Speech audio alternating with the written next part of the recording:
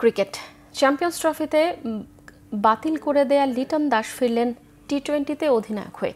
2026 বিশ্বকাপ টি-20 পর্যন্ত 20 ওভারের ক্রিকেটে বাংলাদেশের নতুন অধিনায়ক লিটন। পাকিস্তান ও সংযুক্ত আরব আমিরাত সফরে 16 সদস্যের দল ঘোষণা করেছে বাংলাদেশ ক্রিকেট বোর্ড। এই 7 ম্যাচের টি-20তে লিটনের ডেপুটি শেখ মেহেদী হাসান। মনির হোসেন খানের রিপোর্ট। ষড়ঋতুর বাংলাদেশের যেমন নানান রূপ, বাংলাদেশ ক্রিকেটেও এক এক সময় এক এক রূপ। ফর্মহীনতার অজুহাতে চ্যাম্পিয়ন্স ট্রফিতে দলে জায়গা হয়নি লিটন দাসের। এর মাঝে ইনজুরিতে পড়েছেন, নিজেকে প্রমাণ করে এমন কোনো পারফরমেন্সও করেননি। সেই লিটন দাসই জাতীয় দলে ফিরলেন, শুধু ফেরেননি, শান্ত 20 ওভারের অধিনায়কত্ব ছাড়ায় লিটনের কাঁধেই পড়ল নেতৃত্বের ভার, সেটাও আগামী বিশ্বকাপ পর্যন্ত।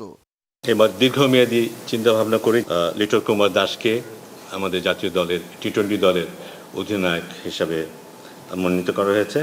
2 সিরিজের জন্য 16 সদস্যের দল ঘোষণা করলেন প্রধান নির্বাচক। অধিনায়কত্ব ছাড়লেও শান্ত আছেন দলে, তবে জায়গা হয়নি মেহেদী হাসান মিরাজের।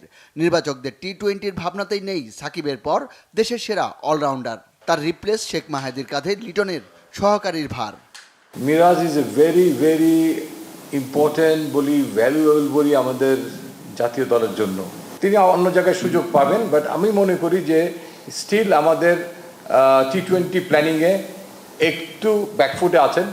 লিটন শান্ত, সৌম্য, মুস্তাফিজ থাকার পরও নাজমুল আবেদিন ফাহিমের চোখে দলটা তারুণ্য নির্ভর। তার দাবি, দীর্ঘমেয়াদী পরিকল্পনা থেকেই এবার দল গড়া হয়েছে, তবে পরীক্ষা নিরীক্ষা চলবে নিয়মিত।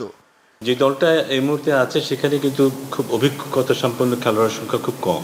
পরিকল্পনার পিছে নির্বাচক এবং কোচিং হেড কোচ তাদের একটা সংমিশ্রণ ছিল। ব্যাটিংয়ে কোনো চমক নেই, তাসকিনের ইনজুরিতে পেসাররাকেও জায়গা পেয়েছেন নিয়মিত পারফর্মাররা। তবে নাসুম কিংবা তাইজুল নন, বাহাতি স্পিনে সাকিব আল হাসানের রিপ্লেস তানভীর।